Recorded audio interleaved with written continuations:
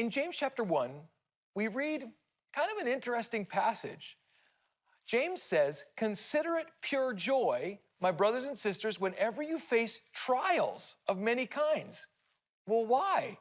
Well, he goes on to say, "Because you know that the testing of your faith produces perseverance, and let perseverance finish its work so that you may be mature and complete, not lacking anything."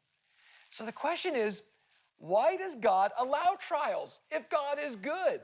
And even beyond that, where does suffering even come from? Well, James, the brother of Jesus, explores that there's kind of two reasons or sources of our suffering. The first is what he calls trials.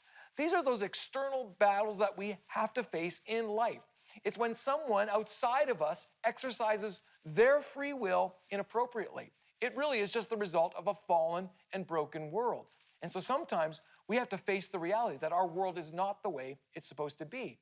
But in verse 13, he says there's another source, and it's temptation. And that's the internal battle. That's when you or I exercise our free will inappropriately.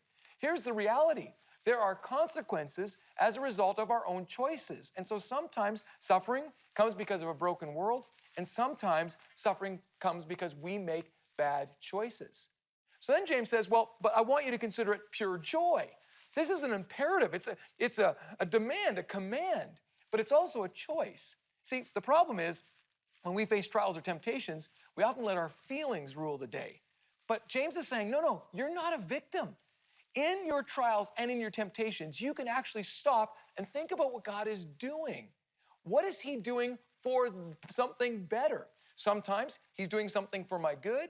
Sometimes it's so I can have an incredible testimony of his work in my life. Sometimes it's so I can learn something. And sometimes it's so I can be an advocate for justice. So he says, persevere. Just like the image of a soldier under a heavy pack, he's saying suffering actually is doing something. It's moving you somewhere. So what is it doing? Well, it's revealing our character.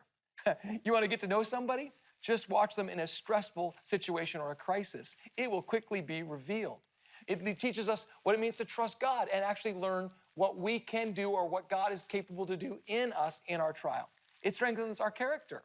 And if you do these things, if you persevere in suffering, here's the promise. It's found in verse 12. Blessed is the one who perseveres under trial, because having stood the test, that person will receive the crown of life that the Lord has promised to those who love him. So, God is doing something in your life, even in your trials and in your temptations. Ask the question, God, what are you doing? And then trust him to work it out for your good. And that is a stepping stone toward God, who God has called you to be.